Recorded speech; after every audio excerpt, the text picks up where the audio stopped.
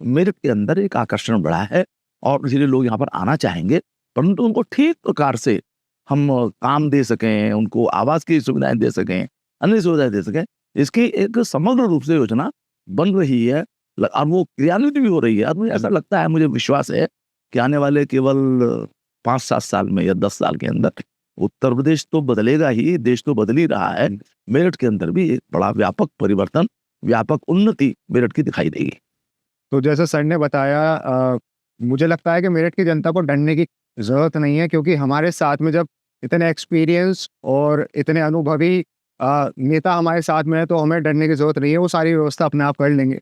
जैसा आपने बताया सर, इसी और हम चलते हैं और हमारा तीसरा सवाल है सर, आपने सर एमएससी की है फिज़िक्स से, जो कि लोगों को ज़्यादातर समझ में भी नहीं आएगी, और आप खुद एक एजुकेटेड बैकग्राउंड से आते हैं सर।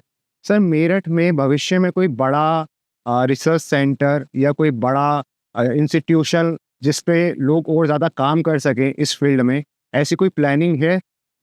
नहीं, देखिए, कुल मिलाकर के सरकार की तो दृष्टि है, उससे जुड़े हुए विषय हैं ये। मेरठ क्या, पूरे देश के अंदर या प्रदेश के अंदर जी। ऐसी योजनाएँ हो सकता है मेरठ में ना हो, केवल मेरठ में ना हो। जी। तो इसके बाद भी अब जैसे गो पशु अनुसंधान केंद्र है, जी। लोगों के ध्यान में कम आता है, जी। लेकिन वो बहुत बड़ा राष्ट्रीय स्तर का रिसर्च का सेंटर है। हमारी जो ये बहुत सारा जो ब्रीड्स हैं, जी। ये डेवलप हुई हैं। आलू का है तो कुछ तो यहाँ पहले से भी है, जी। जिनमें और विकास हुआ है। और अभी उसको अधिक जमीन की जरूरत थी, उनको कहा था, उन्होंने कहा कि हमको रिसर्च करने के लिए हमको 150 एकड़ जमीन चाहिए, अभी 32 एकड़ में काम करते हैं। तो हापुड़ के अंदर जो है माननीय मुख्यमंत्री जी ने दी है, तो कुछ तो चीजें इस प्रकार से कृषि के क्षेत्र में, अन्य क्षेत्र में चल रही हैं।